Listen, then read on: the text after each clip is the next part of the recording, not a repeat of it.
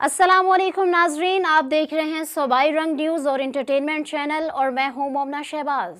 सबसे पहले नज़र डालते हैं आज की आम खबरों पर।